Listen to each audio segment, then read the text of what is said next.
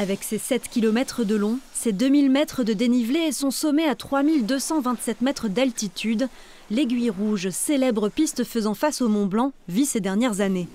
On a fait des sondages. Au plus haut du glacier, il nous reste 30 mètres de glace. L'année passée, on avait encore une piste rouge ici et puis une autre piste noire. Là, on a décidé cette année, parce que les pentes se raidissent, parce que c'est de plus en plus difficile à travailler, de n'avoir plus qu'une piste noire. Et puis aussi de monter pas aussi souvent que ce qu'on montait pour faire le damage. 42 ans après sa construction, l'Aiguille Rouge a déjà beaucoup changé. Des barres rocheuses ont été mises à nu et le glacier, reculant chaque année de 10 à 15 mètres, vide la combe et raidit la pente.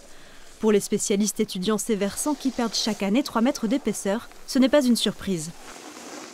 Ici, au niveau de l'Aiguille Rouge, on a des micaschistes. C'est une roche très feuilletée, très friable, très fracturée.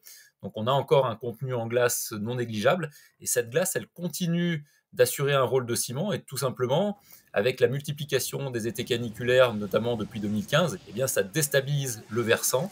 Et ce versant, donc, depuis à peu près 2018, bouge très régulièrement. Tous les étés, on a plusieurs centaines de mètres cubes qui tombent, voire plusieurs milliers. À horizon 2028, ne descendront ici que les très bons skieurs. Les autres pourront toujours monter au sommet afin d'admirer la vue, mais devront redescendre par le téléphérique. Un changement radical, largement accepté par les acteurs économiques et sociaux de la station de ski des Arcs. Elle ne sera plus vraiment considérée comme une piste, mais bien comme une zone de ski libre.